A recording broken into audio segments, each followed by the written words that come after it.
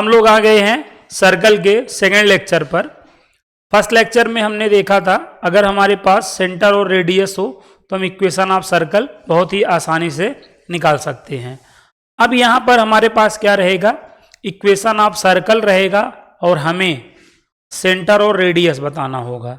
जैसे पहला क्वेश्चन ये है, फार्मूला आप जानते हो, पहले एक बार हम लोग फार्मूला रिवाइज कर लें। फार्मूला रिवाइज कर लें, आफ्टर दैट जो करना है करें। देखिए अगर हमारे पास सेंटर क्या हो एच कामा के, रेडियस क्या हो आर, तो हम लोग का equation of circle x minus h का whole square plus y minus k का whole square equal to r square होगा। ये फार्मूला में कब अप्लाई करना है, जब हमारे पास सेंटर हो और रेडियस हो। ठीक है, अब हमारे पास क्या रहेगा, इक्वेशन ऑफ सर्कल रहेगा और हमें सेंटर और रेडियस बतानी होगी।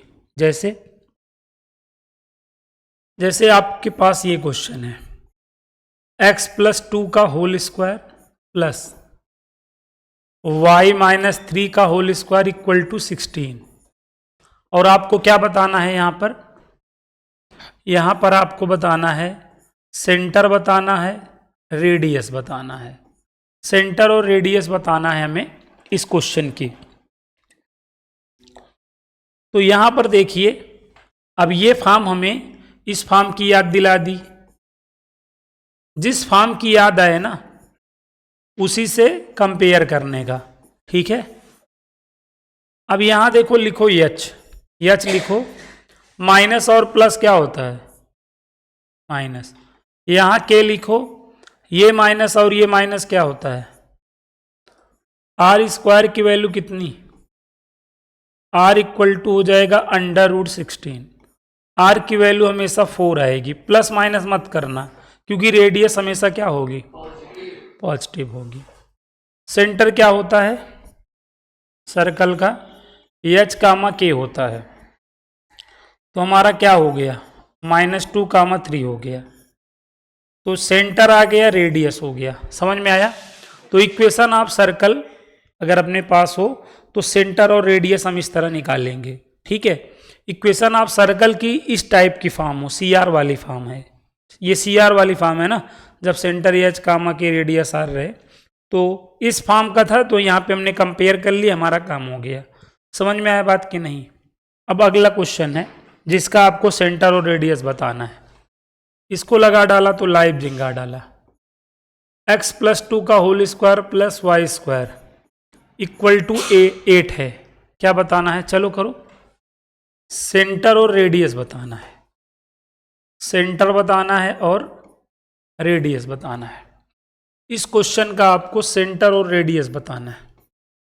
ठीक है, तो आराम से बताने की कोशिश करो, सेंटर क्या है, रेडियस क्या है। अब ये देखो, इतना देखने के बाद आपको आइडिया तो यहाँ पे लगा होगा कि सर ये x माइनस एच का होल स्क्वायर है और इस यहाँ पे y माइनस के का होल स्क्वायर और इक्वल टू आर स्क्वायर। ठीक है, यहाँ पर हमको क्या करना पड़ेगा, x प्लस 2 का होल स्क्वायर तो है, ये जो y स्क्वायर है इसे हम y माइनस 0 का होल स्क्वायर लिख सकते हैं। ठीक है, यहाँ पर अगर आप ये बात नहीं सोच पाएंगे तो ये क्वेश्चन नहीं कर पाएंगे। h इक्वल टू देखिएगा, माइनस और प्लस माइनस हो गया, और यहाँ पर k इक्वल टू देखिए, ये माइनस और ये माइनस क्या हो गया, आर स्क्वायर इक्वल टू कितना 8, r equal to under root 8 का होता है 2√2, आर की वैल्यू 2√2 आ गई, और सेंटर क्या होता है एच कामा के, तो एच की वैल्यू -2 और के की वैल्यू 0। तो इन दिस क्वेश्चन सेंटर हमारा क्या हो गया -2 कामा 0, रेडियस क्या आ गई 2√2 आ गई। तो आई होप आपको आइडिया लग गया। इस टाइप का कोई भी क्वेश्चन होगा तो हमें सेंटर और रेडियस कैसे निकालनी है। ठीक है, एक क्वेश्चन और मैं दूंगा, जैसे x square plus y square equal to 5 है। अब अगर हमें इसका सेंटर और रेडियस निकालना हुआ तो आप सोच पा रहे होंगे कैसे निकालेंगे। भाई हम इसे x माइनस 0 का होल स्क्वायर इसे हम y माइनस 0 का होल स्क्वायर और यहाँ पे 5, ऐसा करके हम यहाँ पर x माइनस एच का whole square plus y minus k का whole square equal to r square से क्या करेंगे, कंपेयर करेंगे। ये माइनस क्या हो गया, प्लस ये माइनस प्लस के की value 0, r square equal to 5 और आर इक्वल टू क्या हो जाएगा, √5 हो जाएगा। सेंटर हमारा h कामा के होता है, यहाँ पे क्या हो जाएगा 0 कामा 0। तो सेंटर हमारा 0 0 है, रेडियस हमारी क्या है √5 है। समझ में आया बात? तो अगर हमारे पास इस तरीके से अगर इक्वेशन ऑफ सर्कल होगा तो हम सेंटर और रेडियस को निकाल लेंगे। अच्छा, यहाँ पर एक बात मैं आपको बताऊंगा, अगर स्टैंडर्ड इक्वेशन ऑफ सर्कल की बात हो, किसकी बात हो, स्टैंडर्ड इक्वेशन ऑफ सर्कल, कोई आपसे कहे कि स्टैंडर्ड इक्वेशन ऑफ सर्कल बताओ, ठीक है, तो स्टैंडर्ड इक्वेशन ऑफ सर्कल का मतलब होता है जो हमारा सेंटर है, जो हमारा सेंटर है अगर कहाँ आ जाता है, ओरिजिन पर आ जाता है। सेंटर कहाँ पे आ जाए, ओरिजिन पर आ जाए और रेडियस हमारी a हो जाए, तब जो हमें इक्वेशन ऑफ सर्कल मिलता है, तब जो हमें इक्वेशन ऑफ सर्कल मिलता है उसे हम सर्कल का स्टैंडर्ड इक्वेशन ऑफ सर्कल कहते हैं। सेंटर कहाँ पर है, मतलब h की वैल्यू 0, k की वैल्यू 0 और जहाँ r है वहाँ पे अब क्या दिखना चाहिए a। तो ऐसा होने पर आपका इक्वेशन ऐसा हो जाएगा कि नहीं, बताओ ना। राम अजोर आलिया से जो है कन्वर्ट हो चुके हैं। X square plus y square equal to आलिया का स्क्वायर, यही को हम क्या कहते हैं, स्टैंडर्ड इक्वेशन ऑफ सर्कल।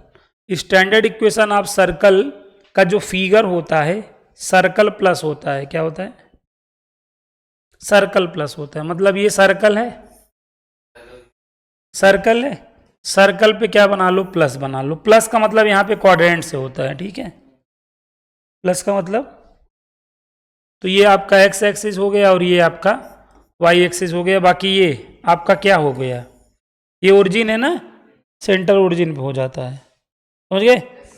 और ये रेडियस है, ये जैसे इसको ए पॉइंट बोल दो और इसको क्या बोल दो, ए डैश बोल दो। ये बी है और ये क्या है, बी डैश, ठीक है।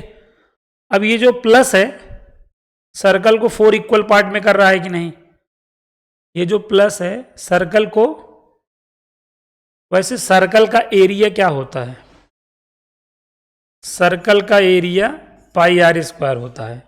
अब यही अगर एरिया फर्स्ट क्वाड्रेंट कह दे, तब एरिया फर्स्ट क्वाड्रेंट का मतलब ये हुआ कि नहीं, बताओ। तो एरिया फर्स्ट क्वाड्रेंट मतलब एरिया का 1/4 हो जाएगा ना, तो यहां पर क्या हो जाएगा, पाई आर स्क्वायर बाई 4 हो जाएगा कि नहीं। तो क्या ये बात समझ में आई क्या।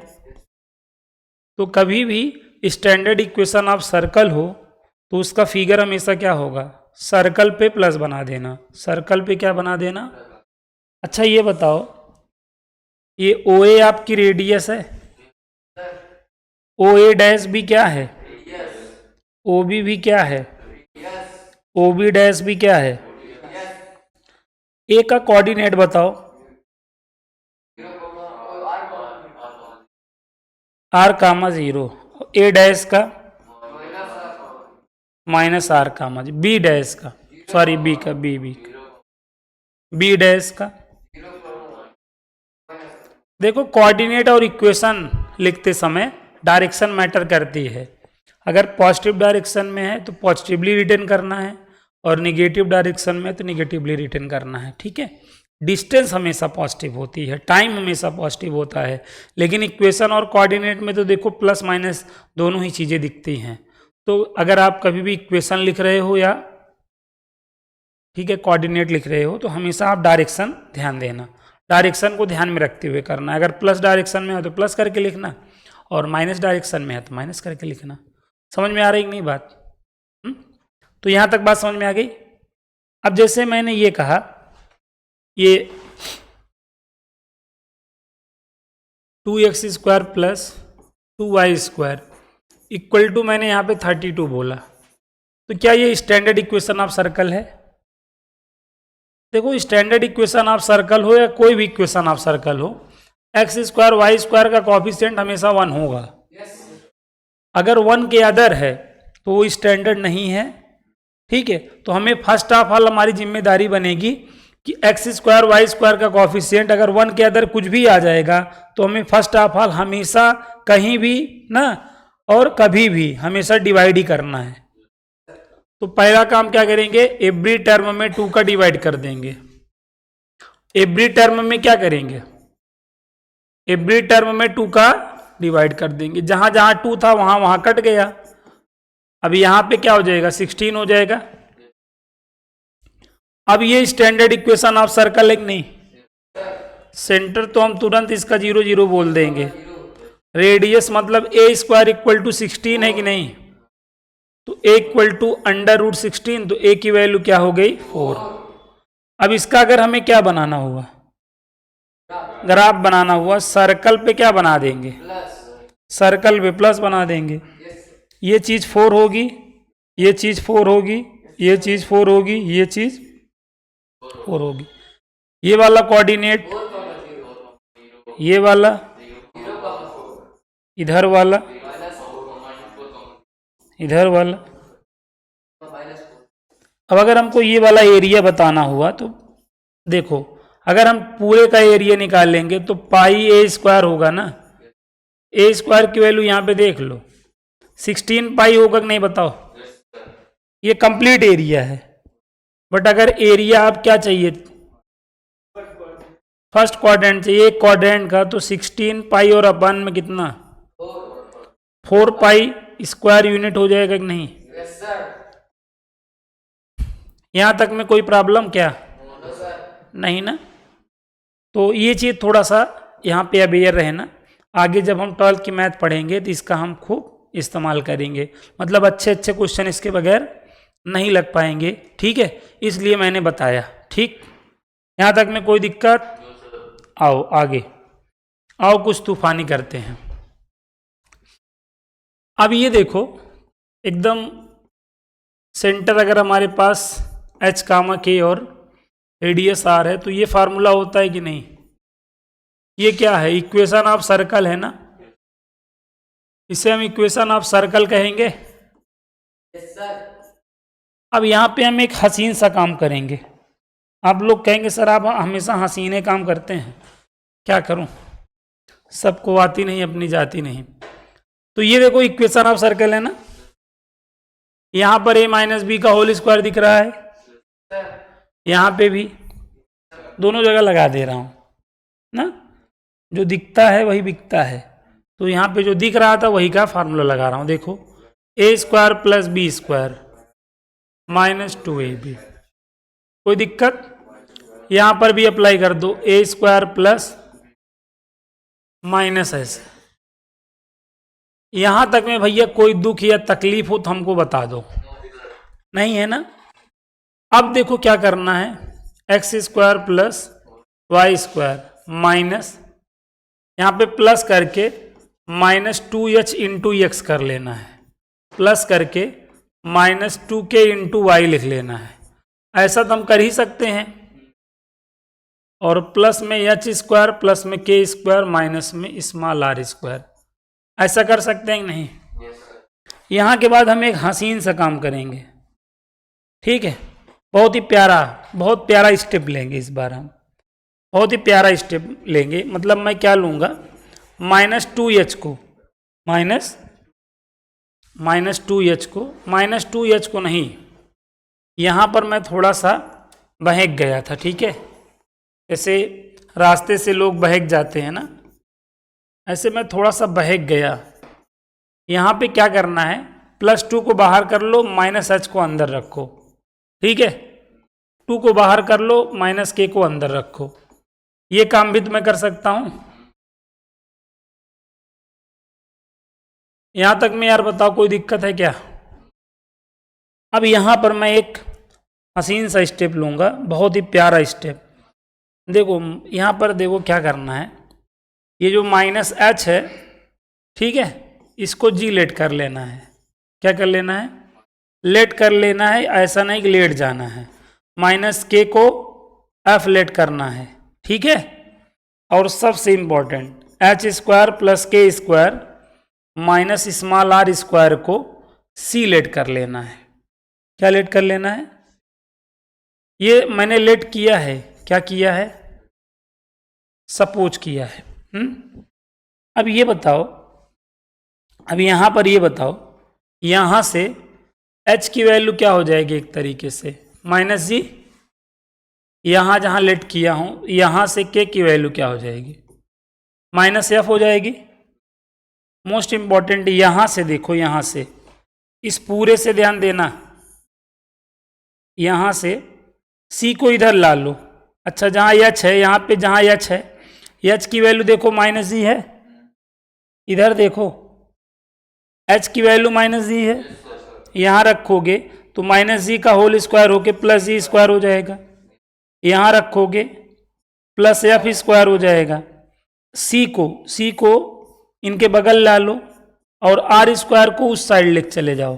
बताओ, आर का स्क्वायर हटाएंगे तो बदले में हमें क्या करना पड़ेगा? रूट लगाना पड़ेगा कि नहीं? बताओ। तो ये हमारा फार्मूला हो गया, ठीक है, समझ में आया? अभी ये होने पर मतलब क्या होता था? ये होने पर हमारा जो सेंटर होता था एच कामा के होता था ना, तो यहाँ पे एच की वैल्यू क्या है देखना, माइनस जी है, और के की वैल्यू क्या है? Minus F. और रेडियस हमारी यहाँ पर क्या आ चुकी है? Under root g square plus f square minus क्या आ चुकी है? सी। तो सेंटर और रेडियस हमारा यहाँ तक क्लियर हो गया कि नहीं? बताओ, जल्दी से कॉपी करो तो।